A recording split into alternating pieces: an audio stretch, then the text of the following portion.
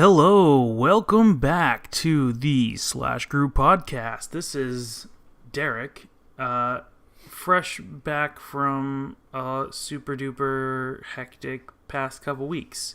I'm here with Jordan, who has probably had less hecticness.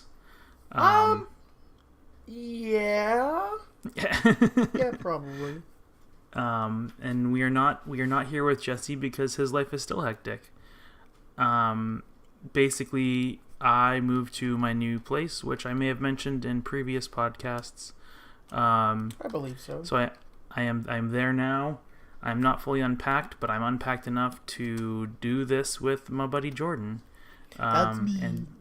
And Jesse got a new job, so we don't really know what his schedule is going to be like. But hopefully he will have it figured out enough soon where we can plan to have him back on the show.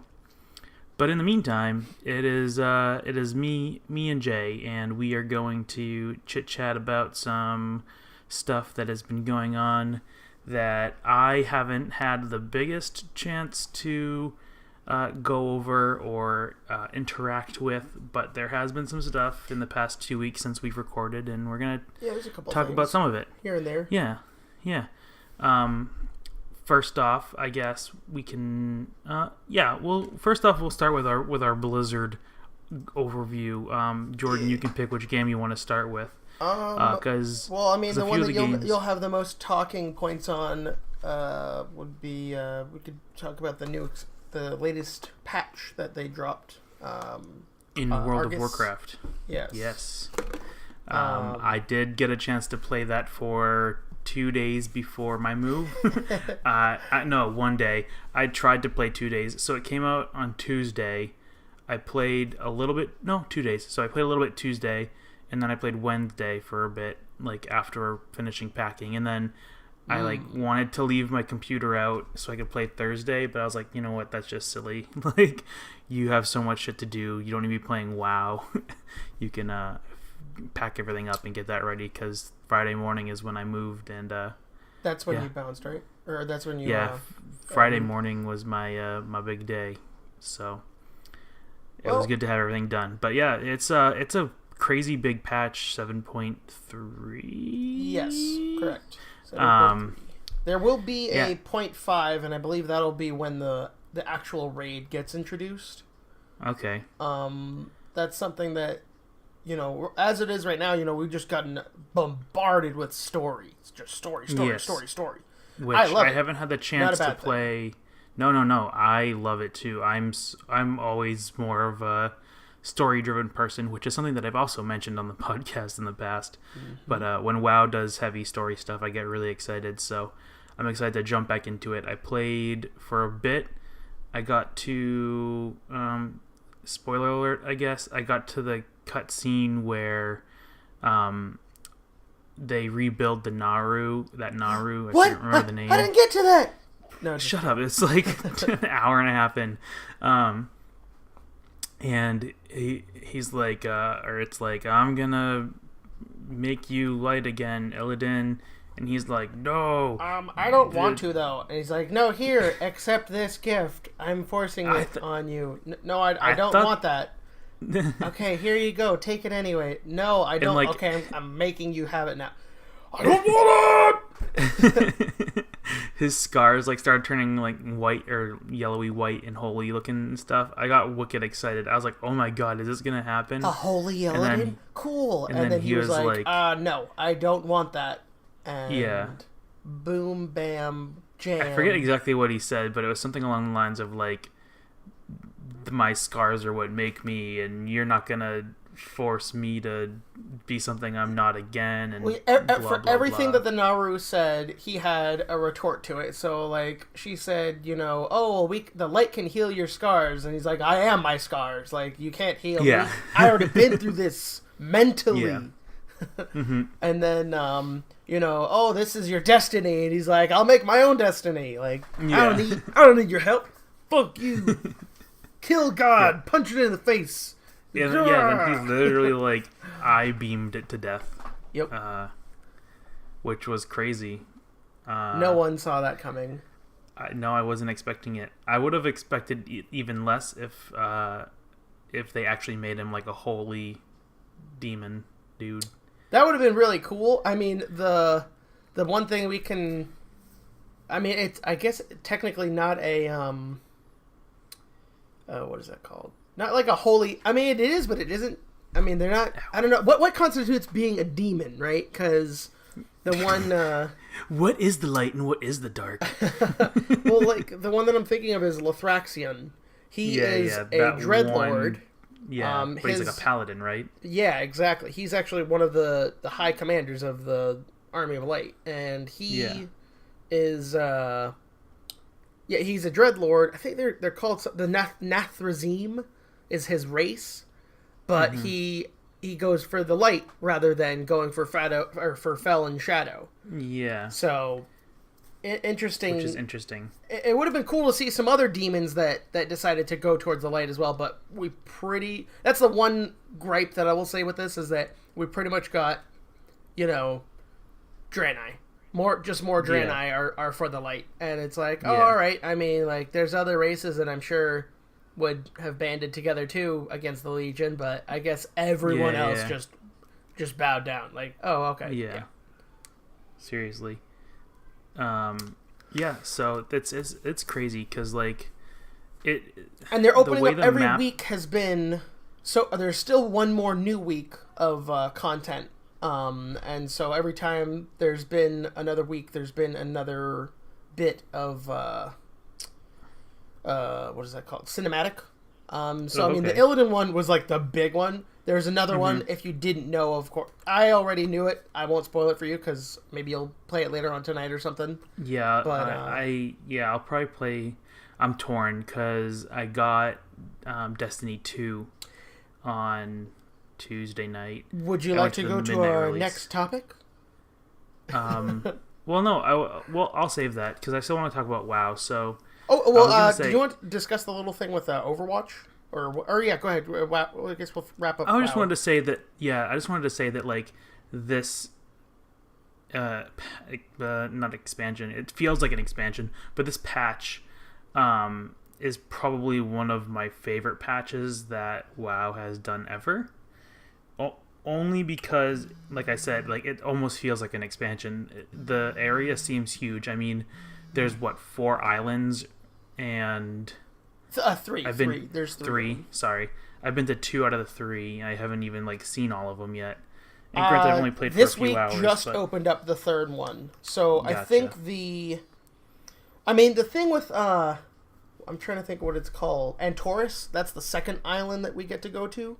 I don't think we actually have done a lot of questing there because that's where the Legion is super centered is at Antorus. Gotcha. The other island or the one that's in the sky is McCree, which I thought I think that's how they pronounce it, which I thought it was Macquarie, but it's actually just a land full of cowboys wishing that it was high noon. Yep. That's exactly what I thought. I was like, well played, Blizzard. So yes, I guess we can move on to Overwatch. So we didn't get to talk about it, I don't think, but Overwatch put out the new map, right? 2. They put out 2 videos. So they put out the Mei video, which gives Mei backstory, which like most character cinematics was heart-wrenching, and it made me well up. All of the feels were given. A tear rolled down my cheek. But yeah, it's there was actually a 3rd one, but a 3rd big video, but it wasn't for Overwatch. It was that was the Hearthstone one, which was really good too. I mean, that song was not catchy at all. Sorry, Blizzard, but that wasn't that's not a catchy tune. I mean, there were parts of it that I was like, okay, but yeah, most of it was almost hard to understand everything they were saying.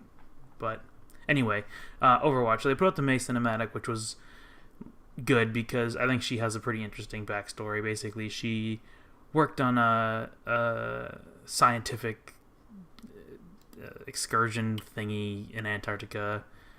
They had to go into like hypersleep. She was the only one that survived. Bam, her story. Yep. If you haven't watched it, watch it. It's really good, and it kind of makes me like the character a little bit more. But I hate playing her, so I guess it doesn't make me like her that much more. I hate being frozen by her and then headshotted. Yeah, that's also fair. I hate playing her, and I hate being played against by her. The other thing they put out, which is what we are going to talk about more, I feel, is the Junkertown video, which didn't really give like backstory to Junkrat and Roadhog, but it was almost like a Team Fortress 2 style video where it was comedic, and they were just shown, going through some hijinks. But the interesting thing that people noted was that there was a poster in the video that showed a potential new character called the Queen of Junkertown. And Jordan pointed this out before we started the video. I guess you can talk about it. I'm trying to find it again because I want to say it looked pretty legit. Because I mean the poster I've seen, I saw that. Yeah. But it looked like it compared the Queen of Junkertown, and here it is right here. It's like an old I'm trying to think what that filter is called, sepia filter of the Overwatch team, like the old team with what is it, like Grant and oh gosh, what was his name? What was, I don't remember what Reaper's original name was. Hot Topic. Spanish. I don't remember. Anyways, it's all them on together, and so one of the characters has the exact same hairstyle as this Queen of Junkertown. It just says the Queen. Yeah, it just says the Queen. But I'm assuming she's the Queen of the town. Whew. The burpees. Yeah, so the thing that it was comparing it to, it was comparing it because the original character was male. Oh, right. Sorry. I totally right. Right. So the whole purpose of the, like, oh my, this seems interesting, is that the original photo with the same hairstyle is a male character. He seems to have a male chiseled figure. Does not seem very feminine, and then of course the Queen has very feminine features, so it's very possible this could be Overwatch's first trans character. They actually have pretty similar eyes. I say the eyes. I mean, maybe the eyebrows are a little different, but I would say that the Queen has makeup and the other picture does not. It's an unnamed character, and it doesn't seem like it's that much of a stretch that they would that they could be the same person. So it's funny because you're talking about how it's like, oh yeah, the Queen is gonna be trans or whatever, and so I searched like Overwatch the Queen trans, and like there's like a ton of threads that are just like, if Blizzard wants this game to be so diverse, where's the trans character? We have a gay character. Where's the trans character? There you go. And it's like dating back to when the game pretty much first came out, or at least when they started talking about Tracer being gay. I mean, there's pretty much everything is included. Well, I mean, maybe not everything, but there's quite a lot of characters that you can choose from, and that Overwatch offers. So very interesting. So, yeah. And it's all speculation anyways until Blizzard actually says something. Of course. So Junkertown, the map. So the video was talking about a map that's being put in. Basically, it's another payload map where you're escorting a payload of money into the center of Junkertown to blow it up, I guess. And I'm trying to... I just found a video that it's like Junkertown Queen's release date discovered, ? So I'm just trying to like... Oh, okay, so apparently there's a license plate in Junkertown that has license plate L03-20J. So I don't know what LJ is, but so I think they're assuming 320. That's a long time away. That is a good chunk of time. But I mean, how many characters have been characters have been introduced into the game in the 1 year? So I think it's something like every like every couple 4 or 5 months. months. Yeah. I think it's every 4 or 5 months. It's a pretty good gap of time. So Doomfist came out when? Like a month ago? I believe so, yeah. Yeah, so maybe there will be another one. November, it's December, possible they'll do another one. Yeah, November, December, January. Yeah, like they'd have to do one the end of the year or the beginning of next year to go with that like 5-6 month thing. But then, so if they release one in December, then it would be 1, 2, 3, 4, 5 months until. Oh no, but it was supposed to be March 20th. So I don't know. Well, I guess we'll find out. But yeah, that was a little thing that I saw for that with Overwatch, and then I would say moving on to the next game. I mean, I could say something about Heroes of the Storm introduced Kel'Thuzad. I actually haven't played as him yet, so I don't know how he plays. He's supposed to be a ranged mage, and he has a lot of focus on chaining and like rooting. Okay. But I mean, he's Kel'Thuzad. People have been wanting him for a long time. I can't think of another WoW character now that isn't in Heroes of the Storm. Like there's like have like literally everyone. I mean, there is names. A couple more still, but they have pretty much the big guys in there. Do they have any big goblin characters? I mean, they have what's his name? He has his mech in the game. He uses turrets. Gallywix? No, not Gallywix. He's more of a builder. Oh. Hold on, wait. I have his Gazlo? Gazlo, I think. Oh, okay. Yeah, Gazlo is a specialist in the game. Do they have? I'm trying to think of like all the different WoW races, and if they have one of every race. Do they have Chen? They have Chen. Yep, Chen is in there, and his niece, whatever. Yeah, she's in there. So they have a panda. They have a worgen. They have. They have Medivh. They have Rhaegar, Rexxar, Samuro, Thrall, Garrosh. Is there a gnome? Well, I guess if you count Chromie. Chromie's a gnome, yeah. Well, Chromie's a dragon, but poses as a gnome. Disguised as one, yeah. They have a dwarf. They have a human. Yep. They have orcs, plenty of them. They have. You can make an entire team of orcs now if you want. Oh, jeez. They have a troll. They have a tauren. Do they have an undead? Because they have Sylvanas isn't. Oh! Are you talking? Sylvanas really isn't undead. Well, they have Stitches. Stitches is an abomination. I more meant like the playable characters that you play as in World of Warcraft. Can you think of any notable named ones? No. That's why. But I mean, yeah, I guess you can count Sylvanas though, since she's their leader. She's in there. Stitches is in there. Yeah. Do they have they have blood elves. They have. Yep, they have Kel'Thas. So they have every race. Pretty much everything in there. Yeah, like the only one I can think of they don't have.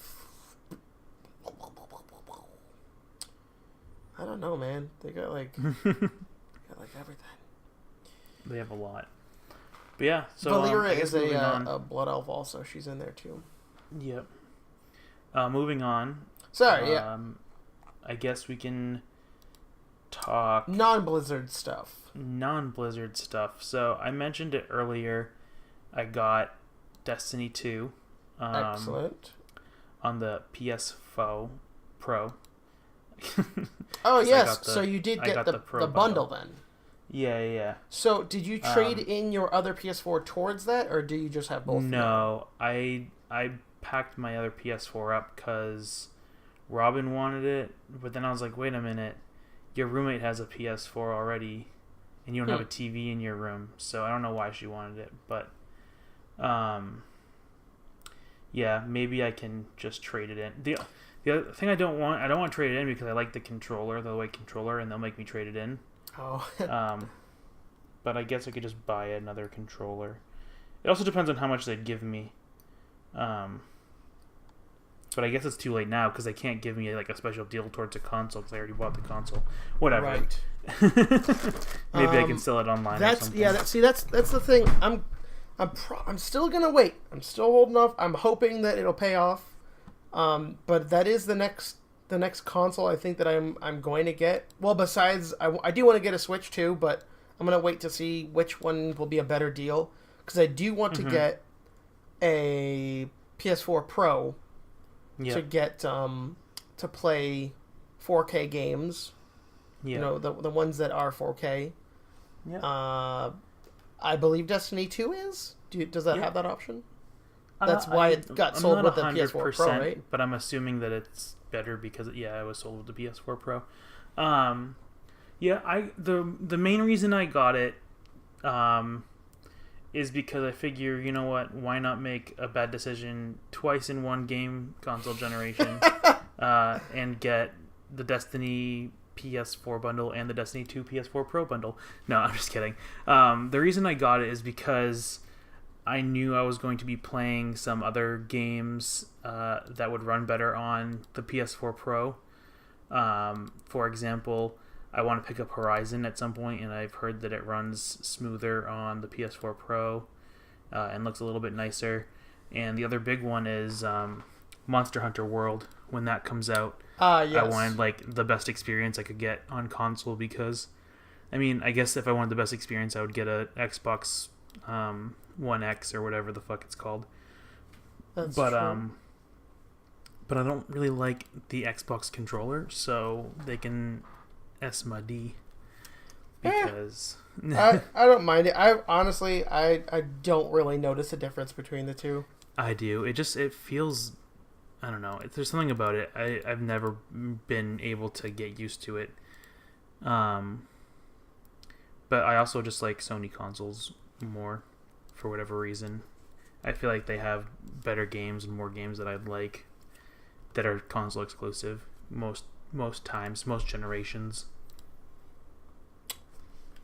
Well, anyway, so I got that. Oh, sorry. I haven't played it yet. I was gonna play it when I got it, but I wanted to transfer all of my game data over to the PS4 Pro, and that took a couple hours to transfer from one to another. So. And that's a much bigger hard drive too, right? Yeah, it's the 1 terabyte versus the 500 gig. Oh, I thought it would be 2 terabyte at least. No, it's 1. I wish it was bigger. Because I think you can get a PS4 right now with 1 terabyte. I mean, that's the biggest one that you can get, but I mean... Yeah, that's the biggest regular but it's not, PS4 you it's can not, get. Pro, yeah. Correct. But yeah, so I got that. I'm excited to give it a go. The thing I noticed immediately, which I texted you guys or messaged you or whatever, I said, man, I really don't like that the PS4 Pro has actual buttons for the power and eject buttons. Because I've had my PS4 for so long now. I'm used to the whatever touch sensitive buttons, whatever those are called. I mean, do people actually want, like, I've never heard of someone saying, oh man, I love it that it doesn't have buttons. Like, when I got my first smartphone and I was like, it doesn't have buttons, I was like, this is dumb. I like buttons. Yeah. I mean, now I've gotten used to it. But something like that with the console, where like it's the same one spot, like it's the eject and the power button are different on the PS4. One's higher than the other. Yeah. It's like the power is on top, and then it has that like split where the console is like it's like cut in half, and there's like the disc thing, and then there's the eject button underneath that. The way the PS4 Pro is set up, I have to like look at it because I haven't tried it or I haven't used it enough to really know it by memory.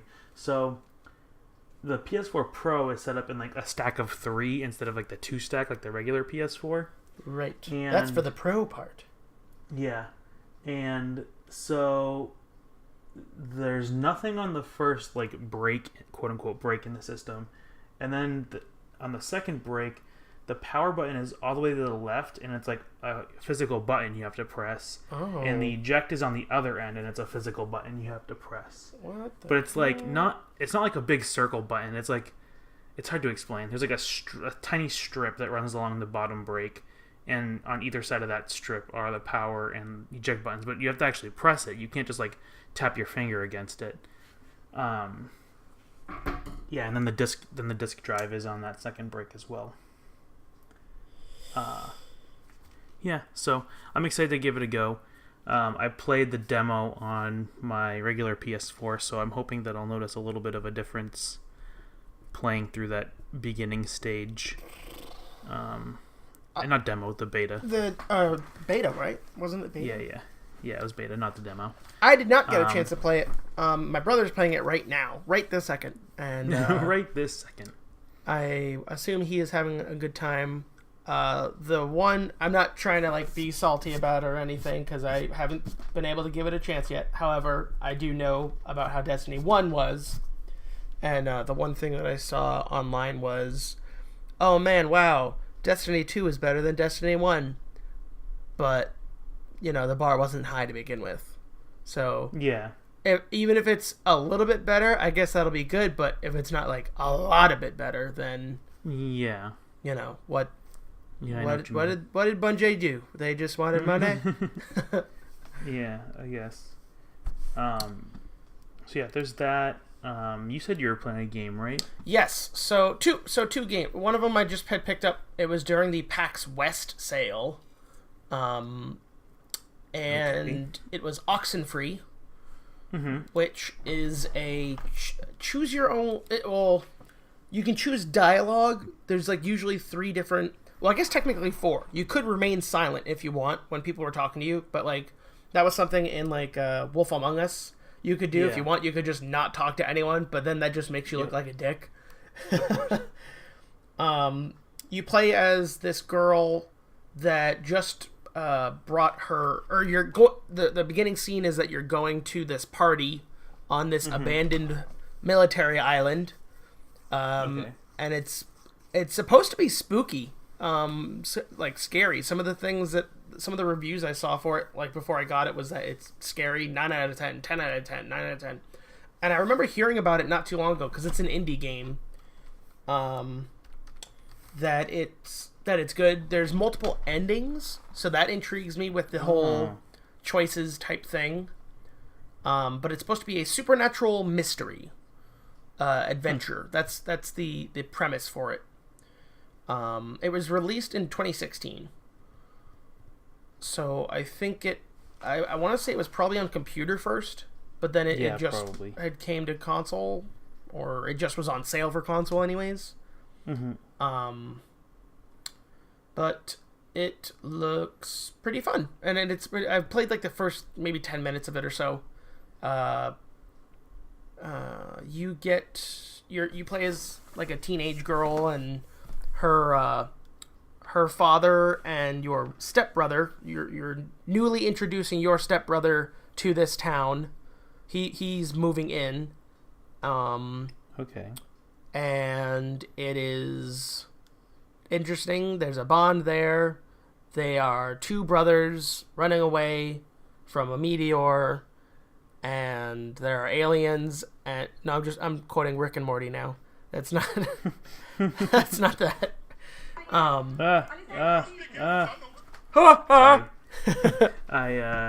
Someone sent me a video and I opened it by accident. But yeah, it looks interesting. There's the other thing in the trailer was that there's some kind of time travel or something that you can talk through a radio. Oh, okay. So it's very, very different. I don't know. There's an indie game that isn't out yet, and I remember seeing it on Kickstarter, and it's called Time Spinner, and I'm really interested in it. It's like a Metroidvania game, but you can control time somehow. It looks really interesting. You should look into it. If maybe I can pull it up real quick while you talk about your the other game you were the playing. other game, and I'm having more fun with it, but at the same time, I'm also very frustrated. Is Matterfall, and it's made by the same guys that did the other. It's a PS4 exclusive. Their other PS4 exclusive game they made was called Resogun. And Resogun was like a bullet hell game. You know, there's a whole bunch of ships on the screen, and you gotta shoot them. Well, this game is kind of bullet hell meets sort of Metroidvania. Maybe not Metroidvania in the sense of like backtracking. There's not really a lot of backtracking. Okay. And there isn't a map, but there are power-ups, and there are bosses, and I don't know, I guess in that sense it kind of reminds me more of like Mega Man meets bullet hell. Oh, okay. Yeah, I can see that. So it's very interesting. The main mechanic. I also was trying to have my nephew play it, and he was having a tough time. I had a tough time when I started playing it, because one of the interesting things with this game is the jump button. Usually it's by your thumb on a controller. The jump button is the R1 button, so it's a shoulder button to jump. Yeah, that's interesting. The only other game that I can think of that did a shoulder button jump was Mirror's Edge, and that's the parkour one. But I can't really think of another game that's made the shoulder button a jump button. But it took some getting used to, and you can build up combos to get a multiplier, and when you get a higher multiplier, you get higher of this blue energy.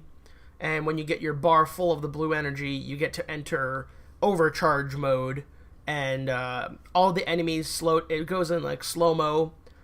Your gun fires in a triple burst, and you can just friggin' destroy everything. But the main mechanic is dashing. You can dash through enemy bullets, and you're invulnerable. You can dash to enemies, and you're invulnerable. And it freezes... it freezes the enemies, and it makes them take extra damage, so it behooves you to dash into them and then shoot them right afterwards. Mm-hmm. You can't do that, however, to the boss. Okay. The boss that I'm at the first boss. I probably just suck. Maybe that's just what it is. But you can dash through his bullets, but then there's these like red walls that he'll spawn, and you can't dash through those. And the problem that I've been having is I keep on dashing into the red walls, and then or the red walls hit me, and I don't dash away in time. Yeah. But I got really close, but then I just stopped. I'm gonna get back to it, but that's a game that I was having some fun with. I was looking at the Time Spinner thing that I was talking about, and they now have a coming soon page on Steam. What when does that come out? It doesn't or they don't say yet? No. It just says it will come out in 2017 on their website. So that doesn't really give you much, but it looks good. I'm probably gonna buy it and play it, because I've been following it for a while now. Another interesting game news, whatever thing. Cyanide and Happiness are teaming up to try and do their own adventure game. Yeah, I saw that. I got an email. More or less, I think they actually say it like in their title or whatever. Like South Park did it, so like we'll do it too. Yeah. Because they both have a very similar crude humor. Yeah. Is it a video game? I believe it's a video game. Maybe it's a board game, but I thought it was a video game. Yeah, it's definitely a video game. I'm looking at their Kickstarter page right now. But they're Kickstartering it. I think they're almost. Yeah, it looks like they're almost there.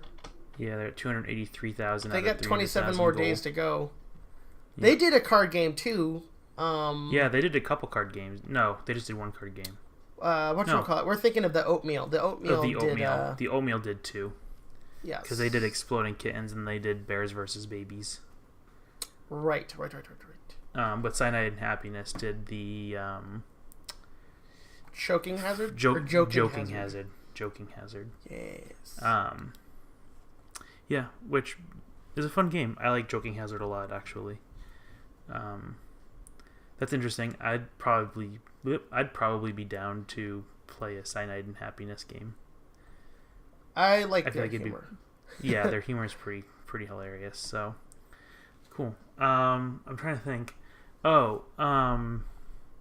Monster Hunter Stories. That's coming out tomorrow.